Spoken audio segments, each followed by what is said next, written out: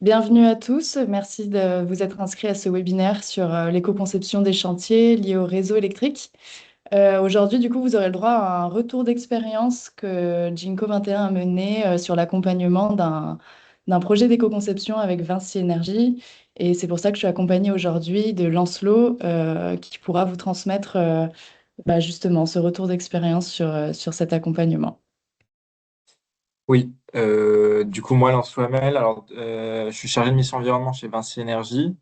Donc, de base, ça devait être un de mes collègues, donc Manuel Berthomeu, qui devait présenter, mais du coup, comme il ne pouvait pas être disponible, c'est moi qui vais prendre le relais.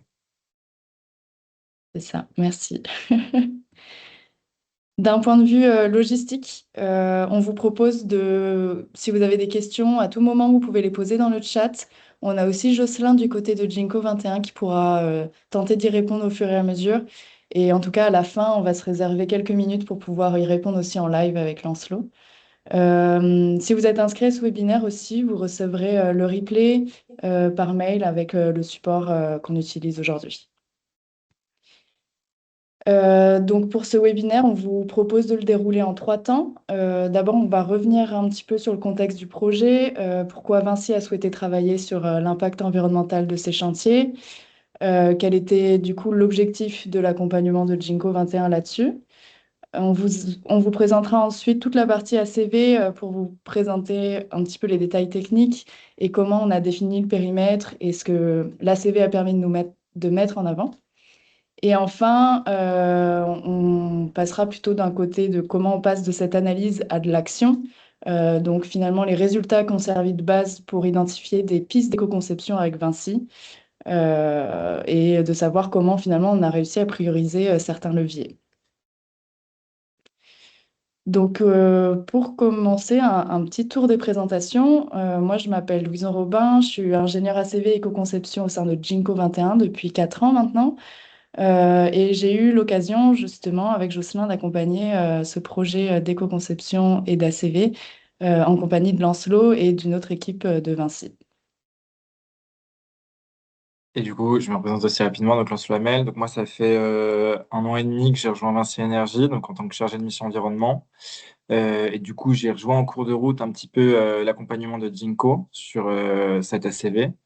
Et en plus, du coup, je travaille maintenant sur du coup, d'autres analyses de cycle de vie sur d'autres projets. Pour vous présenter Jinko 21, pour les personnes qui ne connaissaient pas, en quelques mots, on est un cabinet de conseil spécialisé en transition environnementale avec une expertise historique en analyse de cycle de vie et en éco-conception. On dit que notre travail et notre accompagnement reposent sur ces 5 piliers-là. Donc le premier, c'est l'ACV, l'analyse de cycle de vie, pour objectiver les impacts environnementaux. Le deuxième, c'est plutôt l'éco-conception, donc justement pour transformer ces analyses-là et trouver des leviers concrets à actionner pour réduire l'impact environnemental. Le troisième pilier qu'on appelle nouveau modèle économique, c'est aller un peu au-delà de cette optimisation technique et on va venir questionner les usages, la mutualisation, la réparabilité, notamment en faisant appel par exemple à de l'économie de la fonctionnalité. Notre quatrième pilier, c'est la formation. Finalement, une démarche environnementale, elle peut tenir la route seulement si les équipes comprennent les enjeux. Donc, on peut proposer des formations de 2 heures en ACV, en éco-conception, mais aussi des fresques de l'éco-conception, et ça rejoint aussi notre dernier pilier qui est le facteur humain. C'est pareil, c'est embarquer des métiers et derrière ce pilier-là, on offre notamment la fresque de l'éco-anxiété.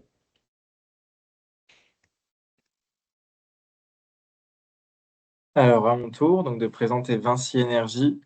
Donc, dans Vinci Énergie, on a plusieurs typologies d'activités. Donc là, je vous les ai renseignées. Donc, une grosse partie infrastructure qui va être infrastructure de transport, de l'énergie aussi. Donc, ça peut être, comme on va le voir, du coup, des installations de réseau électrique, installations d'éclairage extérieur, des choses comme ça. Ensuite, une partie industrie. Moi, enfin, je travaille moins sur cette partie-là. Ensuite aussi une partie Building Solutions, où là, ça va être plus installer des solutions énergétiques dans des bâtiments, donc typiquement de la climatisation, des systèmes de suivi de consommation énergétique, des choses comme ça.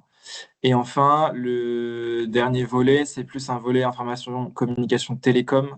Donc tout ce qui va être installation de la fibre, installation d'infrastructures télécom pour des stations mobiles 4G ou 5G, installation de réseau Wi-Fi dans les hôpitaux, des écoles, des choses comme ça. Et donc aujourd'hui, on va plutôt du coup se focaliser sur la partie infrastructure. Et donc, et donc la marque Omexome, si tu peux Ouais, changer ça la... arrive. Demi. Ouais, merci. Merci. Donc Omexome, c'est la marque des infrastructures de Vinci Énergie. Donc dans Omexome, c'est tout ce qui va toucher à la production de l'énergie, donc au réseau électrique, donc vraiment la distribution et aussi la consommation et production d'électricité. Donc ça peut être installation de réseau électrique, production d'électricité via des fermes solaires, installation de panneaux solaires en toiture, enfin voilà, pas mal de choses.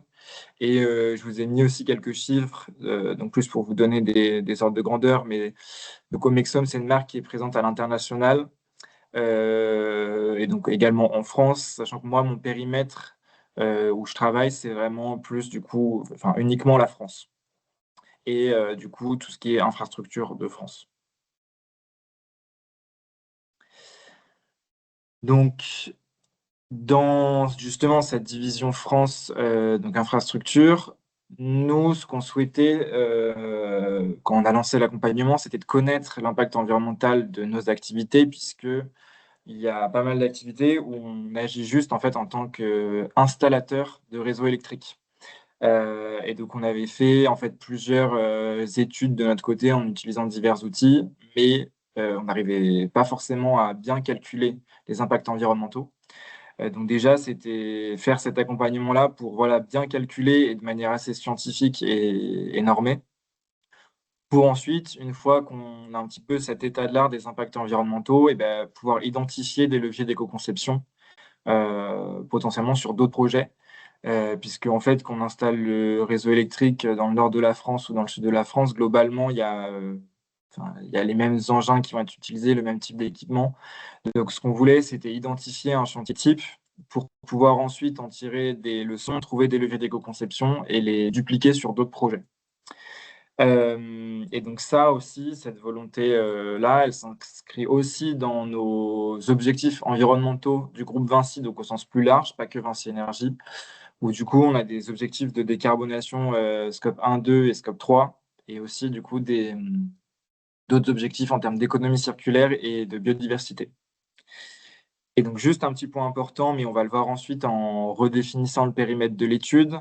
Donc, l'étude qui a été réalisée, elle ne porte pas sur le réseau électrique au sens large, mais elle porte vraiment sur la mise en œuvre d'une portion du réseau électrique, donc d'un point A à un point B, et donc sur le cycle de vie de cette portion-là du réseau électrique.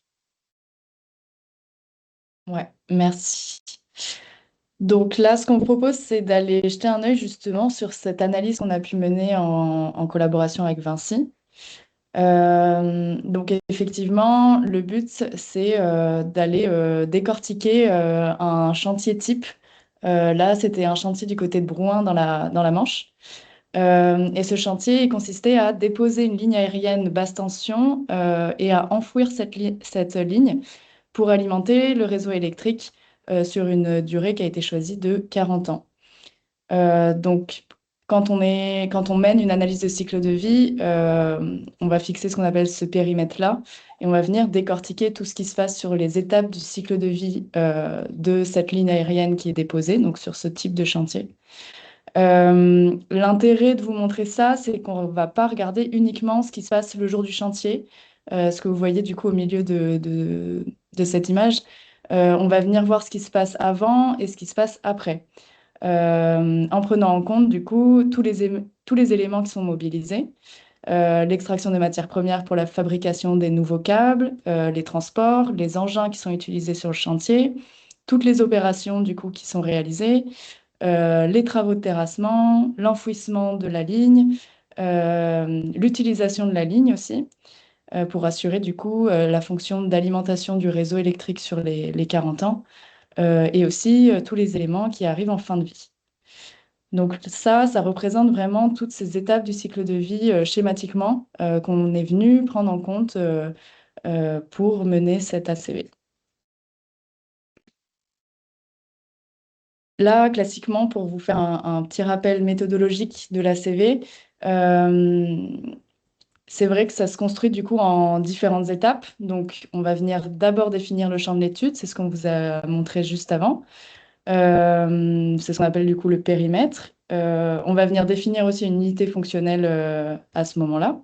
Et ensuite, on va ce qu'on appelle dire construire l'inventaire. Donc, c'est la phase de collecte de données. On va venir recenser les matériaux, les équipements, les distances de transport, les engins mobilisés, tous les éléments finalement qui sont liés à ce cycle de vie. Ensuite, on va venir modéliser tout cet inventaire-là via un logiciel d'ACV. Nous, dans notre cas ici, on a utilisé le logiciel qui s'appelle CIMAPRO en s'appuyant sur des bases de données environnementales. L'objectif, c'est vraiment de transformer ces données physiques en indicateurs d'impact environnemental. Et cette transformation, ça nous permet d'avoir cette quatrième étape d'interprétation des résultats. Donc, c'est vraiment l'étape centrale où on cherche à pas forcément obtenir seulement un chiffre, mais de comprendre vraiment les postes qui contribuent le plus aux impacts environnementaux de notre système, donc ici notre chantier et tout son cycle de vie.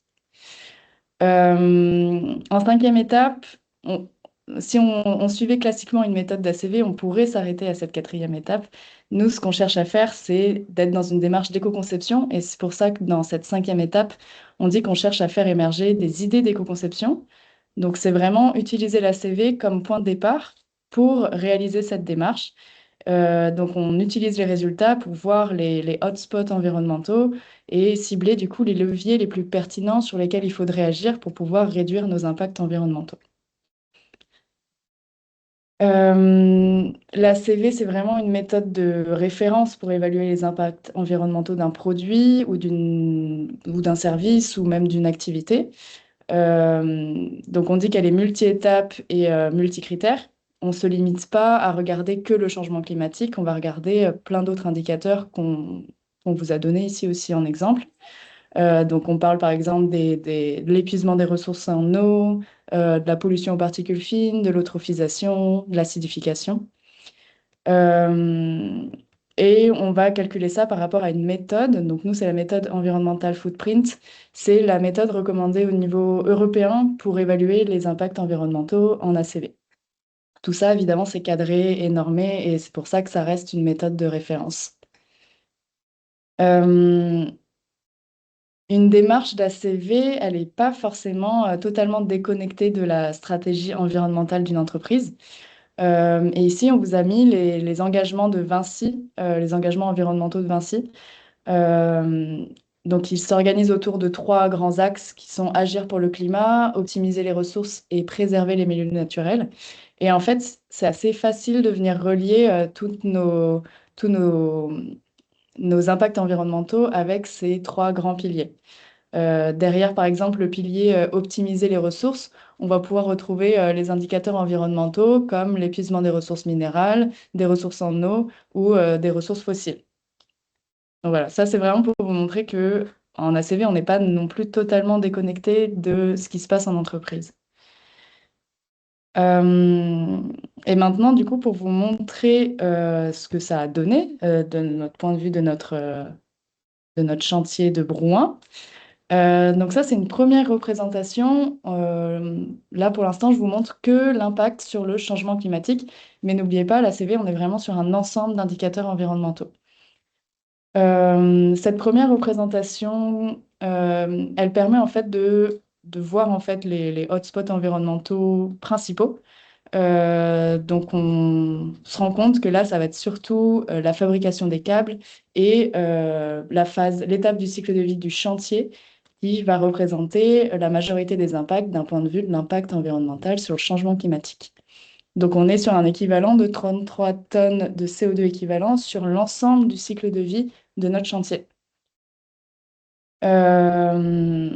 Et je vais venir vous montrer juste après ce détail, mais ça nous donne déjà une première représentation de se dire, d'accord, si je veux faire de l'éco-conception, ça veut dire que je vais plutôt agir du point de vue de mon étape du cycle de vie de la fabrication ou du chantier. Euh, un petit point aussi, mais on en reparlera juste après. Ici, vous voyez apparaître les pertes électriques par effet Joule. Dans la modélisation des étapes du cycle de vie, on est venu modéliser ce qu'on appelle du coup l'usage de notre ligne basse tension qu'on est venu enfouir. Et c'est important en fait de garder cette étape dans notre cycle de vie. Comme on l'a dit, on ne regarde pas que le chantier, on va regarder ce qui se passe avant et après. Et cette étape d'usage, du coup, compte dans le cycle de vie. Et pour le compter, en fait, c'est des pertes électriques qui représentent l'usage de la ligne. Donc c'est pour ça que vous les voyez ici apparaître. Une autre représentation possible, c'est celle-ci. Donc, comme on l'a dit juste avant, la CV elle nous permet d'ouvrir aux autres indicateurs et pas de regarder que le changement climatique. Donc là, vous avez un ensemble d'indicateurs environnementaux possibles avec la méthode EF. L'objectif de cette représentation, c'est de voir que les indicateurs environnementaux les plus structurants pour cette analyse, on va regarder les principaux, donc ceux qui représentent 80% des impacts environnementaux. Le but, c'est d'essayer de simplifier la lecture et de ne pas raisonner sur ces indicateurs, mais d'en favoriser une plus petite quantité. Euh, Ici, on est venu faire un choix comme cela pour venir résumer nos impacts environnementaux par la suite sur un choix de 9 indicateurs. Euh, Donc ici, on a gardé du coup le changement climatique qui apparaît dans les premiers. On a aussi l'épuisement de nos ressources minérales, l'effet des particules fines, l'épuisement des ressources fossiles, l'acidification des sols, la formation d'ozone troposphérique et l'eutrophisation. Euh, le but ici, c'est vraiment de faire un choix des indicateurs. On pourrait garder l'ensemble de nos 16 indicateurs dans l'analyse, mais là, c'était vraiment un souci de simplifier la lecture et de simplifier la démarche d'éco-conception qu'il y a après. Et je pense Euh, aussi peut-être, si je peux juste rajouter, donc mhm. je vois pour l'eau, c'est un impact qui peut-être était pas le plus important, mais c'était aussi, nous, on le voulait peut-être pour justement aligner avec nos objectifs propres à notre entreprise. Ouais, c'est ça. Bah, c'est ce qu'on a noté là. Peut-être qu'il me manque un petit bout. Voilà, c'est ça. On l'a gardé puisque du coup, comme vous l'avez vu juste avant, c'était un des trois axes principaux de la stratégie de Vinci Énergie. Donc, on a décidé de le conserver dans notre analyse pour y jeter un œil en fait pendant tout le long de l'analyse, de ne pas le perdre de vue. Euh, c'est vrai que j'ai pas précisé, mais ici, on est sur une représentation en score unique. Le score unique, c'est un indicateur agrégé. Il permet de ramener du coup plusieurs indicateurs environnementaux qui n'ont pas la même unité sur la même unité. Et ça permet de visualiser un peu mieux les grands contributeurs de notre analyse. Et ça nous aide vachement à hiérarchiser justement ces différents impacts sur l'environnement. Donc là, on s'est vraiment focalisé sur le 80% des impacts environnementaux. Euh, Peut-être un petit mot aussi sur celui qu'on a exclu. On parle de robustesse des indicateurs environnementaux. Ça signifie finalement que le niveau d'incertitude, il est plus élevé. En général, un niveau de robustesse 3, c'est que les modèles de calcul ils sont plus complexes. Surtout quand on parle de toxicité humaine, ça repose sur des méthodes d'estimation de l'exposition de certaines substances. C'est lié aussi à des modèles statistiques liés à l'apparition de certaines maladies, cancérogènes ou non. Et du coup, il y a certaines limitations méthodologiques, il y a des incertitudes sur les modèles, et c'est comme ça qu'on va donner cette note de robustesse 3 à certains impacts sur l'environnement. Donc pour nous, notre étude avec Vinci, on n'a pas décidé de le garder dans notre analyse. Donc maintenant, ce que je vous propose, c'est de voir un petit peu plus en détail sur nos 9 indicateurs choisis. Voilà le type de représentation sur lequel on arrive. Et ici, on est vraiment sur une lecture d'impact isolé. Donc, on retrouve nos 9 indicateurs, changement climatique, épuisement, etc. Cette lecture, elle nous permet d'observer plusieurs choses en même temps. On peut observer les principaux contributeurs. Ce ne sont pas toujours les mêmes en fonction de l'indicateur regardé. Donc, par exemple, le changement climatique sur lequel on s'était focalisé tout à l'heure, qui est tout à gauche, on voit que la majorité de notre impact, donc c'est ce qu'on disait, c'était la fabrication des câbles et l'utilisation de nos engins sur le chantier. Mais cette tendance, on l'a finalement quasiment à chaque fois sur chacun de nos 9 indicateurs, avec une contribution majoritaire de la fabrication des câbles et aussi cette étape de consommation sur le chantier.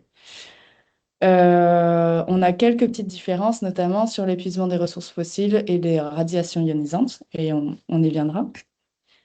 Euh, donc là, par exemple, plus en détail, si on regardait sur la fabrication de nos câbles, ce qui est impactant finalement, ça va être l'extraction de matières premières nouvelles, donc notamment la fabrication d'aluminium, fabrication du plomb, de polyéthylène qui rentrent dans la fabrication de nos nouveaux câbles.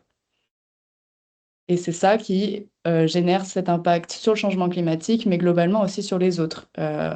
L'épuisement des ressources fossiles, l'épuisement des ressources des minerais et des métaux, l'acidification des sols ou l'eutrophisation en eau douce. Ensuite, si on vient regarder du côté de la consommation des engins, donc c'est aussi un impact qui ressort pas mal sur l'ensemble du cycle de vie. Ça va être notamment la fabrication des carburants, l'engin en lui-même. Donc il y avait un grand nombre d'engins utilisés pour l'enfouissement de cette ligne basse tension. On a aussi les émissions directes de ces engins pendant leur phase d'utilisation. Et c'est aussi ce qu'on retrouve sur les autres indicateurs, comme la pollution aux particules fines, la formation d'ozone ou aussi l'acidification. Euh, on pourrait avoir le même raisonnement sur les impacts que vous voyez en orange, qui sont liés au transport des engins. Et c'est aussi le même raisonnement, mais ils apparaissent moins. Donc ça va être plutôt la consommation des engins sur le chantier qui va vraiment être émettrice. Euh, Ensuite, pour revenir un petit peu sur cette histoire des pertes électriques, donc c'est quand même une étape du cycle de vie qui représente un impact non négligeable sur l'usage de cette ligne basse tension. Donc c'est ce que je disais tout à l'heure, ces pertes électriques, elles sont modélisées vis-à-vis des pertes qui arrivent en phase d'usage sur nos câbles par effet Joule. L'effet Joule, en fait, il correspond à une dissipation d'énergie dans le câble liée au passage du courant.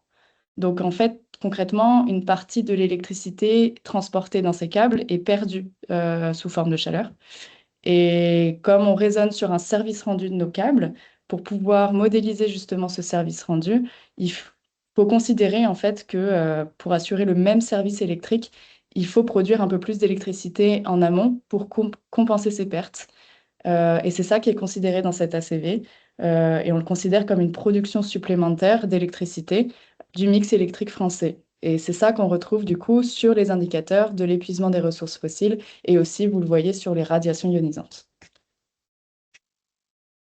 Donc là, ça nous donne globalement du détail sur ce chantier. On sait où sont les impacts environnementaux majoritaires sur l'ensemble du cycle de vie. Ça nous permet, pourquoi pas, d'avoir ce type de classement. Après, il faut prendre quand même des pincettes avec ça. Ça ne veut pas dire qu'il ne faut pas prendre en compte tout le reste. Quand on veut se lancer dans de l'éco-conception, on ne va pas forcément prendre que les 3 majoritaires, mais si on devait faire un classement sur les hotspots environnementaux de ce cycle de vie, on aurait du coup d'abord la fabrication des nouveaux câbles, ensuite ces fameuses pertes par effet Joule, et enfin la consommation des engins sur le chantier. Donc ça, c'était vraiment la phase analyse du cycle de vie, toute l'analyse finalement qu'on a accompagné Vinci Énergie vis-à-vis de la CV.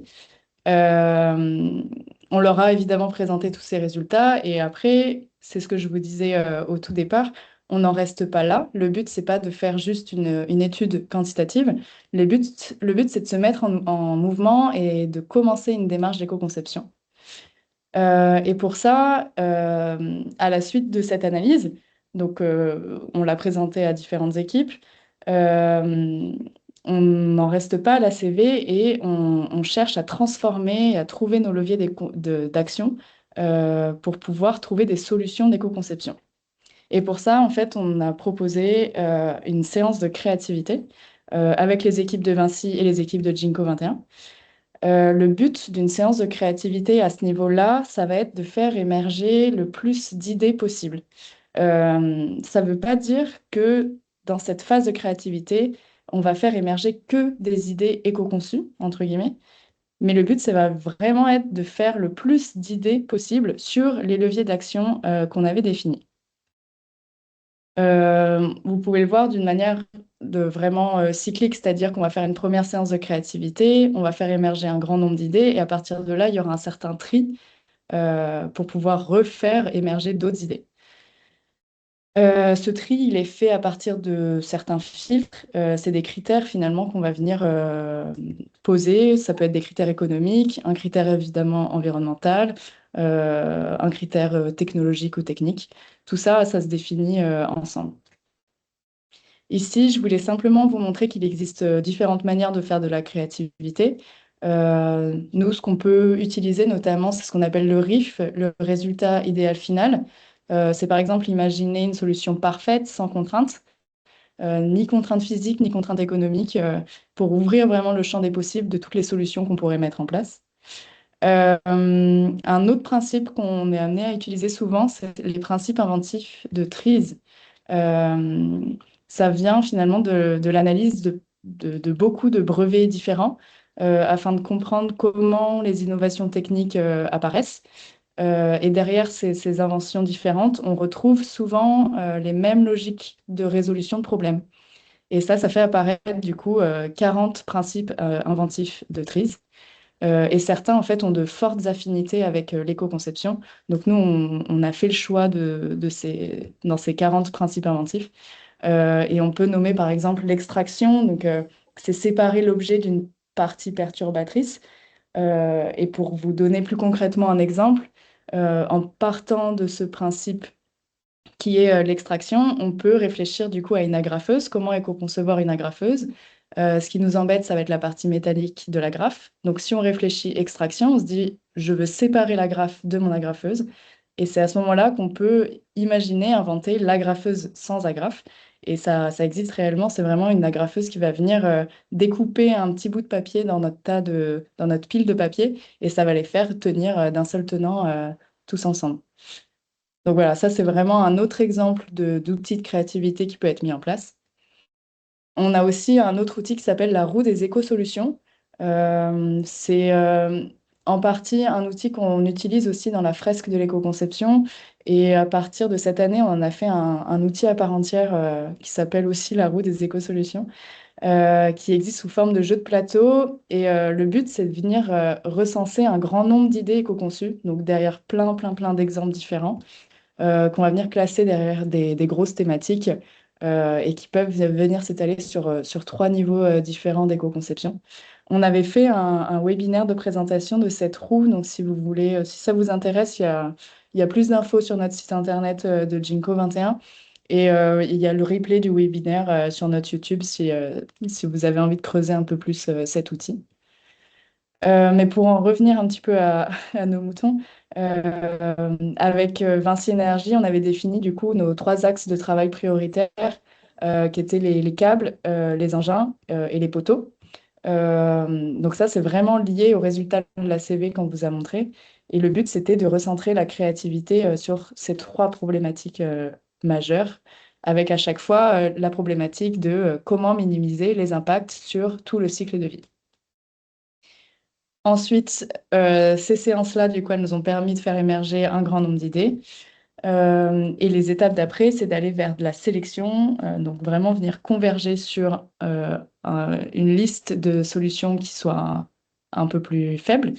Euh, donc ça, on a pu les trier, les filtrer en fonction de leur faisabilité, leur coût et aussi leur gain environnemental estimé. À ce niveau-là, en fait, on va revenir faire une ACV simplifiée cette fois pour essayer de voir si la solution qu'on avait fait émerger pendant la séance de créativité, elle peut être retenue ou non.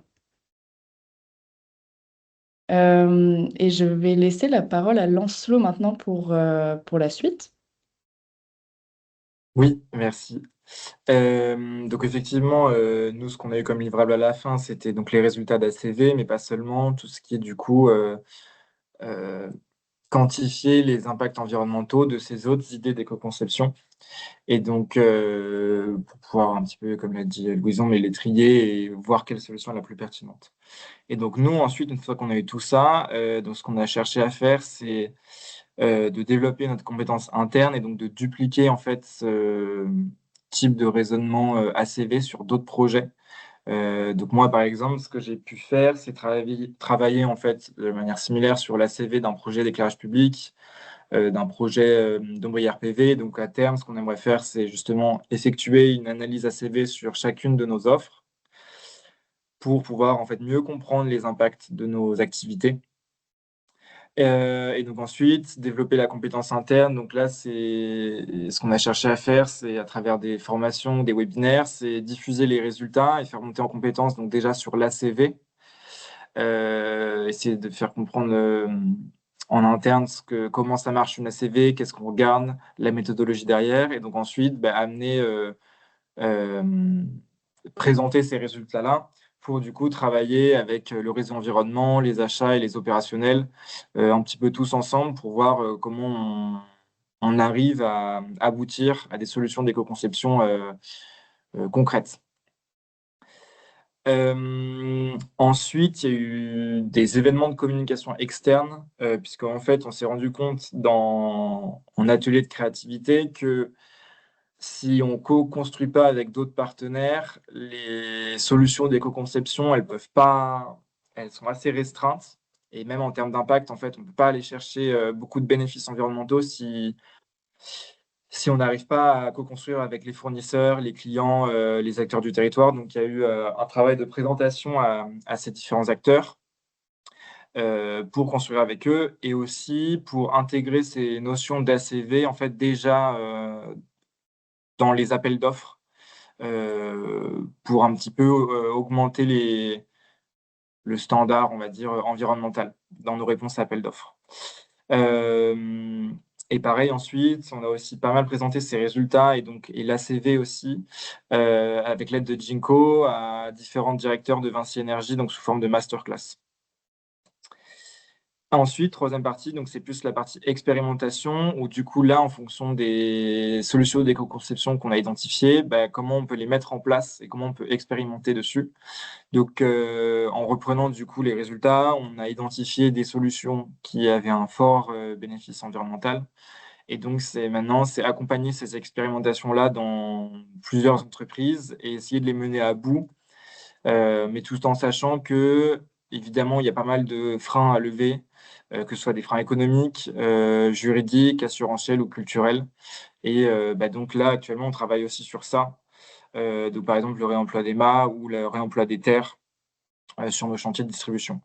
Et donc, ça prend un peu de temps, mais au moins c'est en place et on essaie du coup de co-construire avec nos fournisseurs et nos clients là-dessus.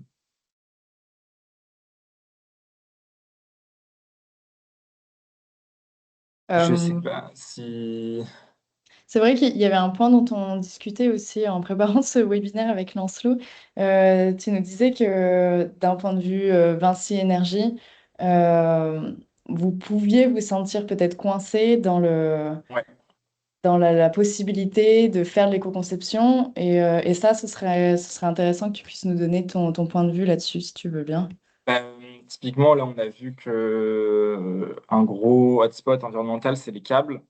Et donc, sur certains de nos chantiers, en fait, avec nos clients, c'est pas nous qui commandons les câbles, ils nous sont directement livrés. Donc, il y a ça aussi forcément à voir avec eux, puisque nous, on a des objectifs de décarbonation de scope 3. Et donc, c'est voir comment on peut faire avec eux pour utiliser des câbles moins carbonés. Et ça peut être aussi, typiquement, si on veut faire du réemploi de matériel, nous, en tant qu'installateur, en fait, on va venir déposer un certain matériel ancien. Donc, on a la main sur ce matériel-là, mais donc ensuite, comment on gère pour le réinstaller. Donc là, pareil, il y a une partie aussi avec le client pour lui faire accepter d'installer du matériel réemployé.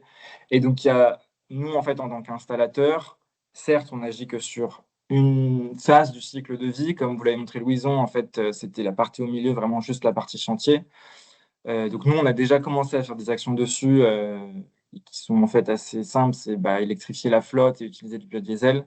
Mais en fait, si on veut aller chercher d'autres solutions d'éco-conception qui portent sur le matériel installé, et ben là, ça nécessite du coup pas mal de co-construction en fait via les fournisseurs ou les clients. Et tout seul, on se rend compte que on est quand même assez bloqué et qu'il faut vraiment diffuser en fait cette notion aussi de d'avoir une vision cycle de vie pour pouvoir éco-concevoir.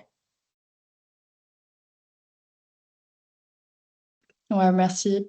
Merci pour ce retour d'expérience-là. Je vois, il y a peut-être une question sur laquelle tu peux rebondir, Ouais. qui dit, si les chantiers sont très similaires, pensez-vous développer un outil catégorisé par type de chantier, s'il y a une demande récurrente pour éco-concevoir les chantiers? Oui, alors il y a plein d'outils qui existent. Donc là, avant, nos entreprises, elles utilisaient plutôt soit des outils internes ou CFTP pour faire des mini ACV, on va dire. Mais donc effectivement, moi qui fais des ACV ensuite par offre, on a pas mal de demandes justement pour qui viennent réutiliser nos modèles, mais de manière plus simplifiée pour fournir du coup des ACV plus complets. Donc effectivement, c'est quelque chose auquel on réfléchit à justement transmettre nos modèles, que ensuite les entreprises viennent s'approprier et un petit peu simplifier pour pouvoir effectuer des ACV. Et donc Je forcément derrière ça facilite. aussi, il y a pas mal d'hypothèses, enfin, de simplification, tout ça. Parce que les ACV sont quand même des gros modèles avec beaucoup de données. Donc c'est juste ça aussi, il faut faire un petit peu attention à ça, à pas non plus trop simplifier. Mm. Et une autre question qui sont plutôt liées aux pistes d'éco-conception, je vois. Ouais. Euh, Lesquelles, selon toi, ont été les plus faciles à implémenter? Et comment elles ont été perçues et intégrées par les équipes chantier? Est-ce que tu saurais nous dire? Alors, Elle est dans question-réponse, celle-ci, pas dans le question-réponse, chat. il faut jongler un petit peu. Ouais.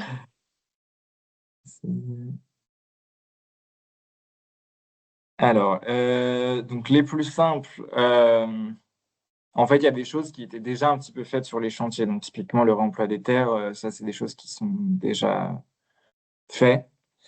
Et sur lesquels en fait, enfin c'est fait, mais on n'a pas trop la main dessus parce qu'en fait c'est plus les entreprises. Donc nous, des fois on apprend qu'ils en font déjà. Donc il y a aussi un problème des fois de communication vu qu'on a beaucoup d'entreprises.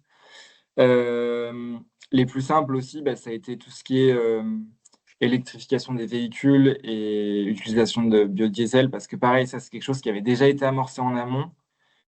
Donc là en fait, ça venait plus reconfirmer que oui, effectivement, il faut travailler sur ce levier. Aujourd'hui, par exemple, moi, je vois sur un autre type d'activité, j'essaie d'initier le réemploi des mâts. C'est quand même à chaque fois quelque chose d'assez long parce qu'il faut acclimater de manière, enfin, plus sur le plan culturel, tous les acteurs de la filière pour dire, OK, on va faire ça, ça va changer tel et tel paramètre. Et puis après, forcément, comme j'expliquais avant, mais il y a plein de freins économiques, juridiques, etc. Donc, enfin, aujourd'hui, toutes les nouvelles solutions qui n'étaient pas faites avant, elles sont pas encore en œuvre et c'est plus justement en phase d'expérimentation. Et c'est pour ça qu'on souhaite vraiment pousser justement cette expérimentation-là sur des petits périmètres pour à la fin arriver à, OK, on a amené la solution de manière concrète, on peut établir un bilan, ça coûte plus de 20% plus cher ou 20% moins cher. Euh, Retour d'expérience, il a fallu utiliser plutôt telle machine ou telle machine. Et ensuite, en fonction de ça, on dira, OK, cette expérimentation-là, on peut essayer de la dupliquer encore, ou alors on abandonne et on en teste une autre. Mais c'est quelque chose d'assez long, parce que, comme je le disais, ça nécessite de mettre plusieurs acteurs en lien. Voilà. Et, et comment ça a été perçu et intégré par les équipes chantier? Je me rappelle que quand on avait fait l'atelier de créativité, c'était les personnes opérationnelles qui avaient participé à cet atelier de créativité étaient toujours un peu perturbées parce que eux, ça faisait depuis 10 ans, 20 ans qu'ils faisaient d'une certaine manière. Et du coup, là, on venait leur dire, ah attention, peut-être que on pourrait changer telle ou telle chose. Et du coup, tout de suite, ça bloque un petit peu. Alors après, voilà, il y a toujours un temps d'acclimatation, hein. Au début, quand on dit l'idée comme ça, on se dit, mais non, c'est pas possible. Et en fait, au fur et à mesure qu'on en parle, qu'on explique, qu'on défriche, l'idée est de plus en plus acceptée. Peut-être un petit mot là-dessus aussi, nous, de nos retours d'expérience sur d'autres accompagnements. C'est vrai qu'on parle souvent de la sensibilisation et des formations. Mine de rien, le fait de pouvoir sensibiliser un grand nombre d'acteurs autour d'un projet d'éco-conception, ça peut aider pas mal à faire avancer les choses.